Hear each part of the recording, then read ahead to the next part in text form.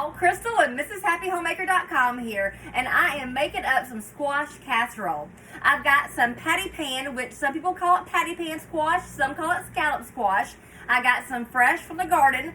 I've already sliced up some of it. Patty pan or scallop squash tastes very, very similar to yellow squash, so you can use it the same way. So how I slice it is I slice off the ends and discard of them, and then I cut them in half, and then I slice them thinly, just like this. And this is how I cut it when I'm making a squash casserole or a squash with onions, like steamed squash and onions or pan sauteed. And I stack them up and just slice them in half, so we got these little pieces like this. And I'm going to put it here in my bowl. And I'm going to do the same with the rest of this. You can also hollow out the inside of this kind of squash and stuff it with like you would stuff bell peppers, but do it with the scallop or patty pan squash. So you definitely don't have to use patty pan squash or scallop squash with this. You could also use yellow squash. You can use zucchini. They will all work great.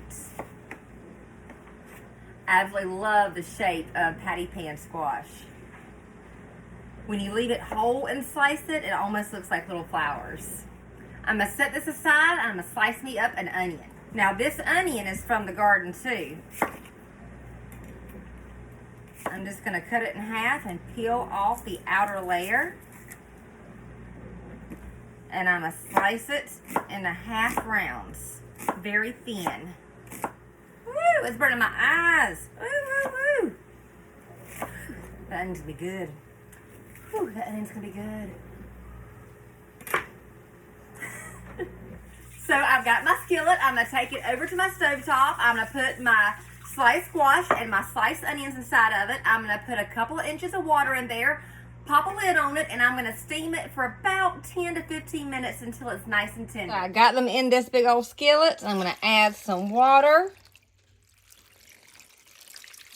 just to where it's covered about an inch up on the skillet. I got my heat set to medium. I'm going to put my lid on top of here and bring this to a slow boil. I'm going to turn it down to low, and I'm going to simmer it for about 10 to 15 minutes. So I have 2 cups of shredded cheddar cheese in my bowl here.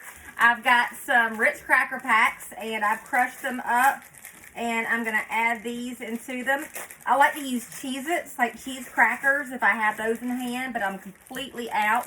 Now, usually I would use 2 cups of crushed crackers, but I'm running a little bit low, so it's just going to have to be what it is. I'm going to gently give this a toss to combine it, and I'm going to set this aside and grab me a bigger bowl. Now, in this bowl, I'm going to add 2 eggs,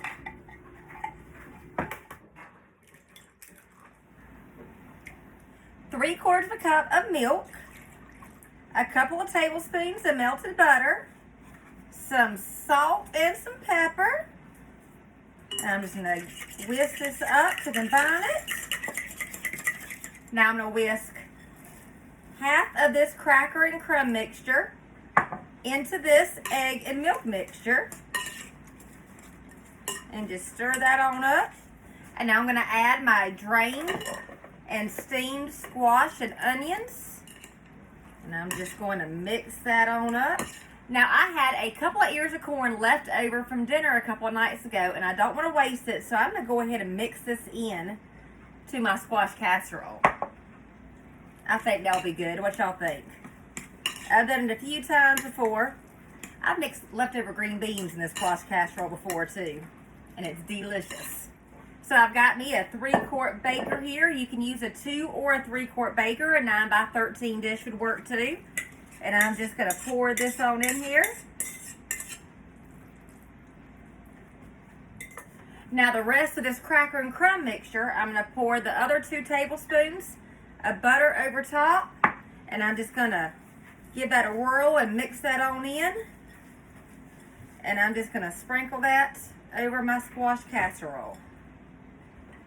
And I usually have a little bit more cracker topping than this, but this is going to have to work today.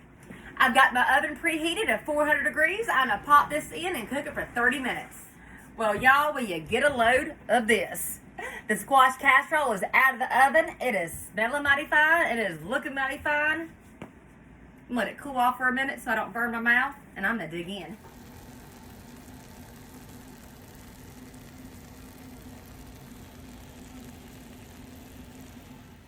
So I'm gonna scoop me up a little bit of this and taste it. That looks phenomenal. It's steaming hot though.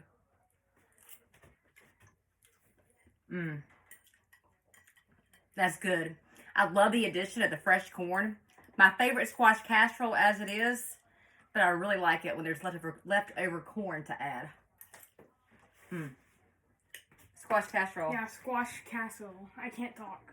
I can't talk right now. Here you go. It's hot. It's hot.